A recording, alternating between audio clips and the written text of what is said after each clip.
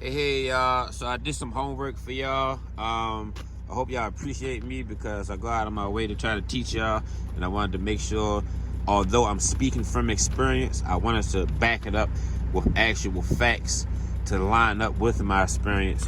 One thing to get out the way, all my East Coast guys, everybody from Baltimore, my drivers I talk to, when I talk to y'all and say those are hills on the East Coast, not mountains, this is what I'm talking about. Look at this elevation map. You see, when you get over in the West Coast, the elevation rises. Practically the whole entire West Coast is one large mountain. Then you get over into the East Coast, you got a slither of mountainous areas. Okay, so if we want to break it down by facts, this is about all-terrain driving. All right.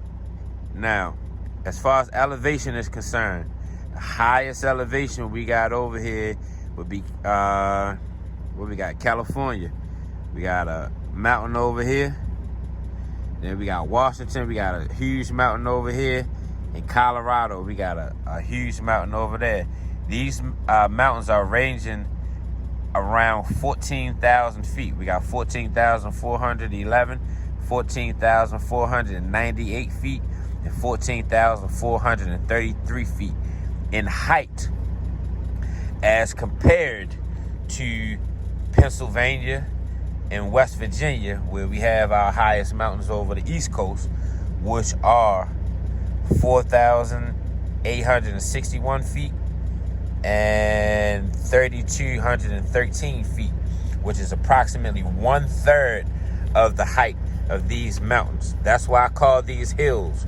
You won't understand it until you start actually running out here. My over-the-road truckers that have been out here for a minute know what's up. That's why you notice if you run with companies, even if you're under the road, they'll keep you east of the Mississippi. So that covers elevation.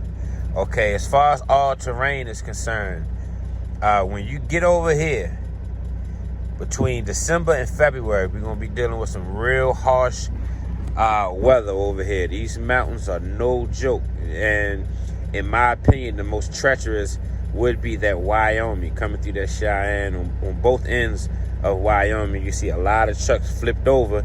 But look where it sits. You got Wyoming right here. It's right on the cusp of the mountainous areas. And then also you got right here Tornado Alley coming down here. So you got a lot of wind. Those North and South Dakotas are very windy when you're driving through. Why? You got winds coming down from Canada, and then you got Tornado Alley right here. Texas, on up to Oklahoma, to Kansas, to Nebraska, to South Dakota. Then up in that North Dakota, you got that Canada wind coming, and that wind coming over from here. Tornado season is March through June. So you're going to be expecting a lot of that over here. Then you got hurricane area. You a lot of rain, floods, all up and through the Gulf of Mexico, the eastern side of Florida, and coming up. But hurricane season is from August to October is when it's its worst. But the entire season is June 1st through November the 31st. That's when you can expect to deal with hurricanes down in here. When you get up in the northeastern states, you're dealing with traffic. So over the west, you're dealing with mountains and harsh weather. Midwest, you're dealing with tornadoes, a lot of wind. Northeast, you're dealing with a lot of traffic and tolls. Once you get up in here in these original 13 colonies and some of the other states that bleed off, it's more congested. You got more traffic, and a lot of those cities up and through here were not built for today. They were built for back then when they had trains and all this stuff, locomotive. So it's imperative that you have a truck GPS when you're riding up in these states, especially New York.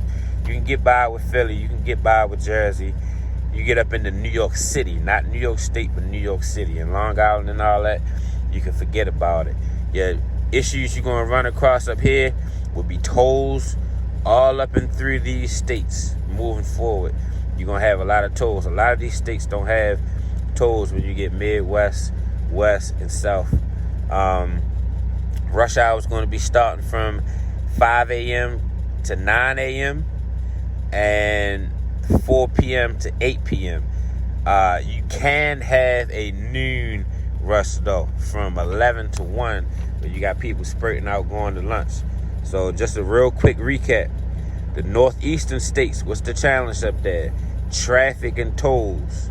When you get into the southern states, what's the challenge? Hurricane season, June through November.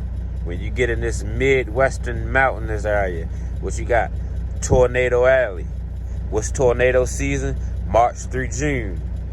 When you get over to the west coast, what's your challenge? Mountainous areas. What's going to be your harshest time of year? December through February. And I'm going to just drop this one on here for y'all for free. I talked about this before. The money is where the problem is. In the winter, the birds flock south. All of the drivers are going to be headed away from the problems, going toward the good areas. But if you can drive toward the problem where nobody wants to drive, you'll get more money per load. Why? Because it's supply and demand. Supply and demand states that the less of something you have, the more valuable it is. That's why real, true, authentic men are so valuable. Just because you have genitals, that doesn't make you a man. But I'm going to leave that one alone. Keep it on trucking. If you want to run the western coast through December and February, that's when you're going to start seeing them loads coming over that's paying $8,000, $9,000, $11,000. Y'all saw last year I did one, $14,000 coming over. I think that was New Year's weekend. Around March and June, tornadoes going to get real windy. A lot of accidents and stuff up in here. Get your skill level up. You will come through here during March and June. You may be getting more money because you're going to have more tragedies happening. Hurricane season, June through November. When all up and through here, when you start having bad weather, if you watch the news and follow the catastrophes, when they had that hailstorm down in Texas, FEMA started dishing out them loads. They was paying whatever you asked.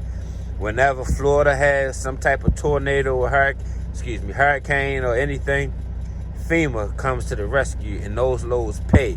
So drive toward the problem. If your skill set and your truck will allow you, then you can negotiate more for your loads. So this is just a little bit. I got another map. I'm going to talk about inbound and outbound freight rates, and I'm going to destroy this good load, bad load myth, because if you're looking at each individual load by itself, you're going to lose. You're thinking with a small mind. You have to put your loads together, then calculate the sum total of your cost to evaluate your profits at the end of the week or the end of the month.